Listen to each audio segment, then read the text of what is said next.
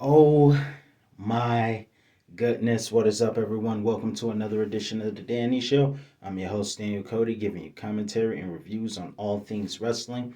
And special shout out to the new subscriber, Never Give Up Gamer. Thank you for joining me. And in case you miss it, another shout out to Living the Best Life. And also, Wicked X Wonka, thank you so much for your great compliments. Also, great to hear from one of the funniest commenters ever. Sorry that Magic Mike put you in a coma and had you on life support. Had all of us here on life support, but I got so much to talk about. Let's get to it. First off, great opening by Mark Wahlberg, and the Dallas cheerleaders are awesome.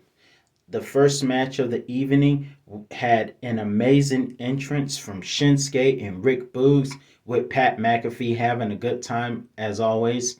And then the Usos came out. First of all, I like Samantha. Cool announcer. Real cool announcer.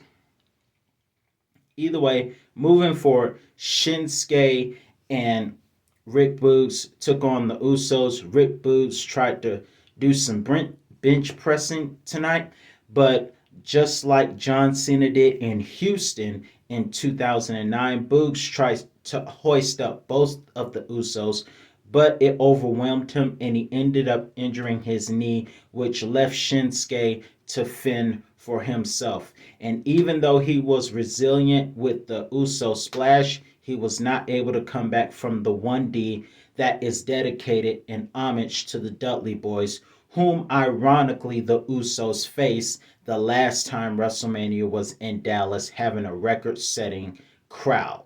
And of course, the Usos winning is a good omen because, as we saw earlier today, Toxic Attraction thankfully lost to Raquel and Dakota Kai thanks to the ASMR wrestler Wendy Chu.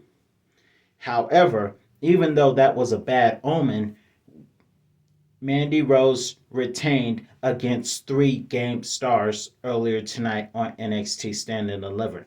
Now, this is definitely a good omen, and it helps Roman focus better tomorrow. Later on tonight, rather. The next match that we had tonight confirmed everything that I have been predicting over the past number of weeks. I'm talking about Donkey Corbin versus Drew McIntyre, and this whole thing got personal when Magic Mike and Donkey Corbin made a very over the line joke about Drew's deceased mother. Have you guys not learned anything over the past several days? Certain jokes you just don't make. This definitely fueled the Scottish Warrior, who had some natives in the audience tonight. If you notice, Drew, like Jesus said in Matthew 10:34, did not come to bring peace, but he came with a sword called Angel. Moving forward, the match was great, very even.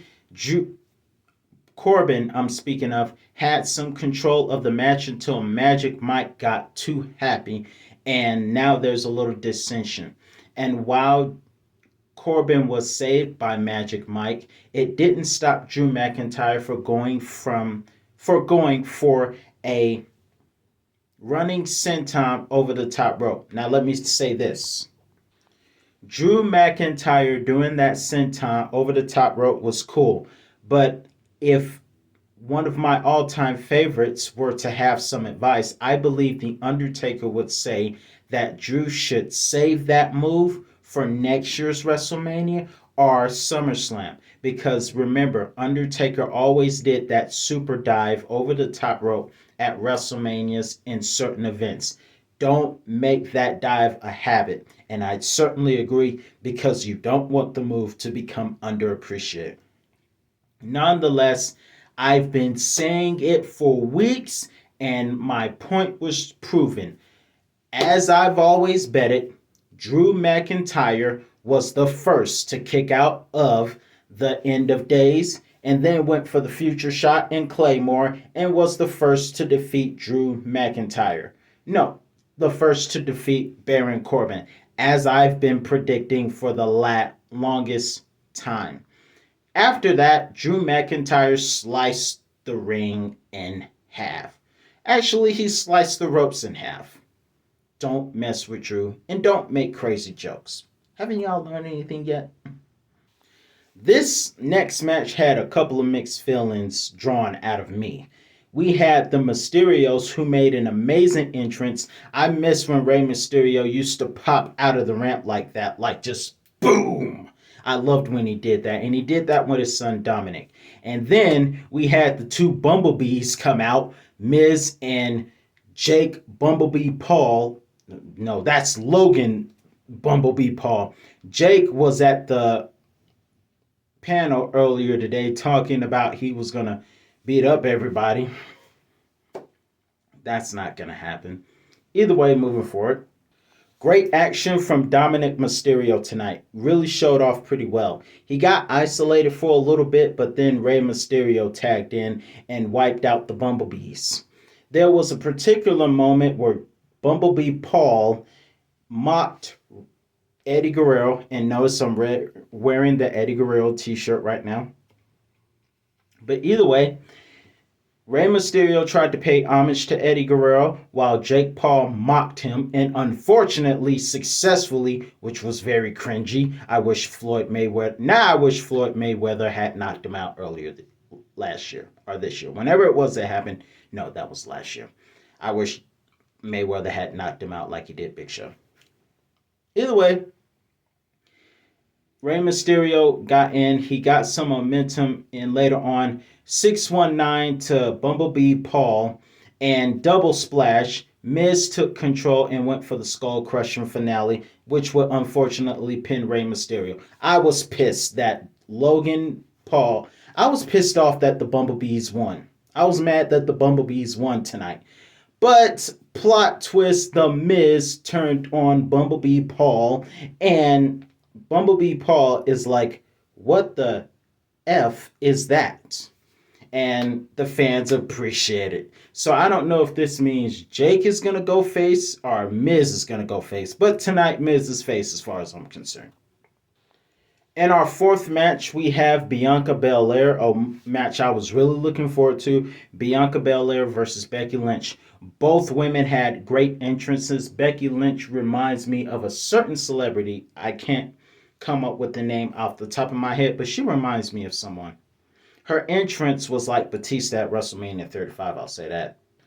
But that entrance by Bianca Belair was 5 stars. That was awesome to the core. I really love the marching band, just like Cena did at WrestleMania 24. It was very awesome. Now let's get on to the match. Becky Lynch tried to redo the squash of the century, but that wasn't happening. And much like Macho Man Randy Savage and Ricky the Dragon Steamboat, they both traded roll-ups, and Becky took control, and somehow Bianca ended up overpowering Becky and did that springboard vertical suplex where she leaped onto the ropes and came back and suplexed Becky Lynch. That was totally awesome. Just totally awesome. I noticed that Becky Lynch took a page out of Molly Holly's playbook with that senton over the top rope, but that wasn't enough. And we saw Bianca Belair go for a 450 splash, not the 630 that Ricochet does, but it was still awesome. That didn't keep Becky Lynch down. Becky went for the manhandle slam, which is her version of the rock bottom, and slamming Bianca on the stairs. And Bianca still beat the count by 1 second. Whew, that was close. Thankfully, Bianca was able to get in position to deliver the KOD to Bianca Belair. No, to Becky Lynch. I'm botching. Bianca KOD Becky Lynch and finally won the championship. So that's 2 years in a row. She might start a streak like, it won't be like The Undertaker, but 2 WrestleManias in a row, against two of WWE's two-fourths of the horsewomen. Pretty awesome. I'm happy Becky Lynch lost and Bianca won. This time, Bianca wins the Raw Championship, whereas last year she won SmackDown. This next match, let's be honest, we saw the whole thing coming, but it didn't stop me from being happy that it happened. Seth Rollins came out with a youth choir singing his song, and who was it that Mr. McMahon chose? We saw it coming the whole time. It was Cody. And remember, the if it wasn't yesterday, the other day on Friday Night SmackDown review, I asked at some point, who do you think it was going to be, Cody or Shane McMahon? Tonight, it was Cody. And boy, did they. First of all, thank you, WWE, for not using smoke and mirrors. Nothing against smoke and mirrors, except for the version that Downstate did. The much more heavier version. I like that one. But thank you guys for allowing them to use the first family of wrestling theme, which is totally awesome. During the match, he got a great ovation from the crowd. Let's start there. And it's so ironic because the last time we saw him, he was getting 80% booed as a babyface in AEW. And now he comes to WWE back home and the fans just go nuts for him. At least Cody Rhodes is where he is loved and appreciated. But either way, excellent, excellent match. This match was better than the main event of NXT, in my personal opinion. Now, make no mistake about it, the NXT main event between Dolph Ziggler and Braun Breaker really did deliver. And I think Braun's spear hurts them more than Roman, but either way, this match was like NXT Black and Gold. It was awesome. We saw everything. Seth targeted Cody's ribs a little bit and said, "Welcome to the big leads, biscuit," which is insulting to AEW. Funny fact, I haven't watched anything from AEW this weekend. They had Rampage and they had some more stuff uploading. I've barely seen anything because Wrestlemania has been going on and Stand and Deliver has been going on. Nonetheless, great match. Great to have Cody back in WWE. Great entrance. And they put on a heck of a show together. We saw the best of both of them. Seth Rollins didn't go for the pedigree, no, the curve stomp, but we did see a pedigree, which was ultimately a 2 count. And it took not one, not two, not three, but after kicking out of the first Crossroads, we saw Cody Rhodes go for two more later on, then pay homage to his father as he did the last time they were in Dallas in 2006 with the Dots ladder. He paid homage to Cody, to his father, with the bionic elbow, and then went for the Crossroads for the victory. And like I said, that match was just 5 stars. I'm really excited to see what Cody Rhodes does next on WWE. Is he Raw or SmackDown? I don't know. In this next match, I really thought it should have been a submission match in the past because both of them are known for tapping people out. But this match didn't end with any type of submissions whatsoever. But it was an interesting fight.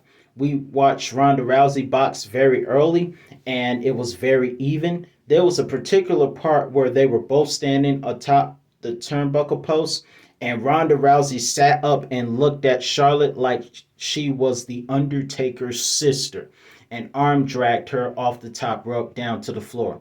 Both of these women traded ankle locks and figure four leg locks, but in the end, there was a lot that happened.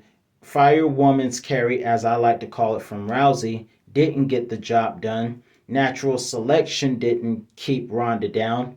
And just when Ronda was about to tap out Charlotte, which technically she did, the ref was down. And so when she woke the ref up, Charlotte went for a running boot for the win. And I was shocked because I really was expecting for Ronda Rousey to win tonight. I really was. But Charlotte retained. And I tell you what, Charlotte's birthday is on the 5th, and I will definitely include this match right here. Now let's talk about what we really enjoyed about tonight. Kevin Owens came out with the KO show, dissed Texas again, which is something you don't do. And in the middle, and even though he said he was going to call him out when he was ready, Stone Cold comes out when he wants to. And no one tells Stone Cold what to do. Let me tell you something. With all due respect to NXT, usually NXT is louder than WWE's Raw or SmackDown roster. Tonight, and this is just my personal opinion, this weekend WWE defeats AEW.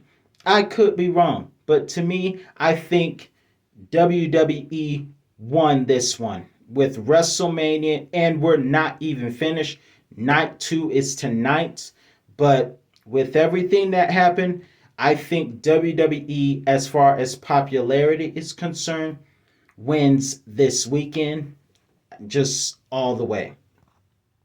And also, I think the so-called main roster of Raw and SmackDown and WrestleMania, I think WrestleMania was louder than NXT 2.0 in my personal opinion. And when Stone Cold came out, everybody went crazy. It was loud. And when he stepped out, I actually knew he was going for the ATV. He came out, tried to sit down and talk to Kevin Owens, and then we had to get with the what chance. You come out here, you look like a donkey. I said you look like a donkey.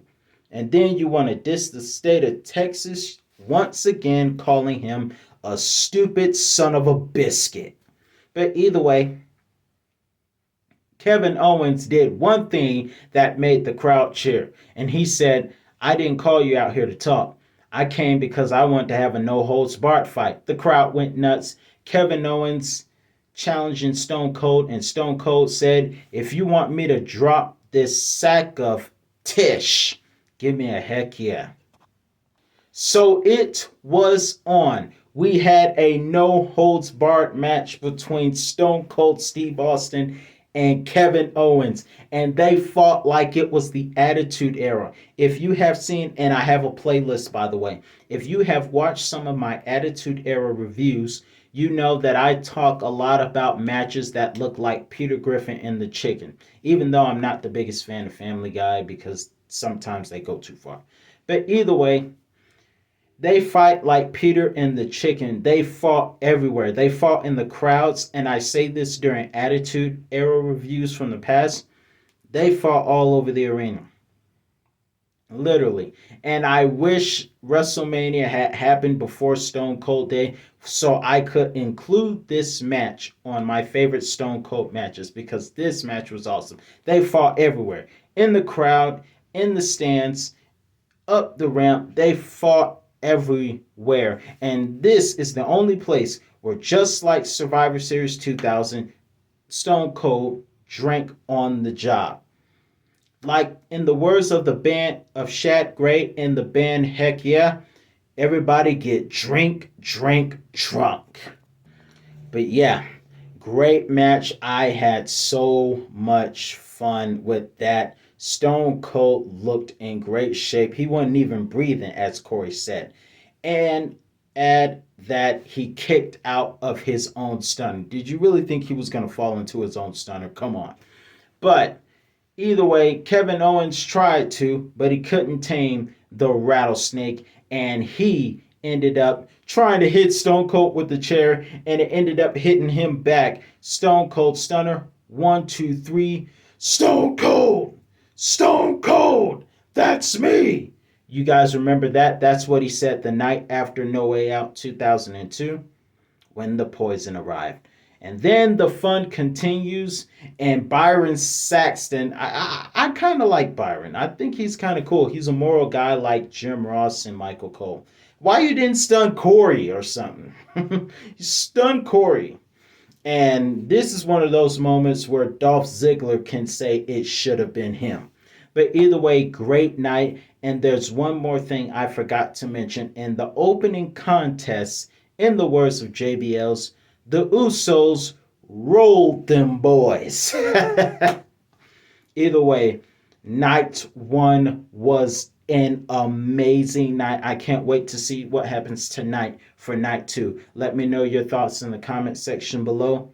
What are your thoughts of WrestleMania Part 1? Because this night was 5 stars. Great to see one of my all-time favorites, The Undertaker, standing for the Hall of Fame celebration. It was awesome. Great, great, great night. Don't have enough words. Let me know what you think. Thankfully, to the funniest commentator ever, you have been brought out of the coma. And with Corbin being defeated rather, you can come off life support and live again. So thank you guys so much for watching. Thank you to all the new subscribers. See you tonight or tomorrow morning for night 2 review.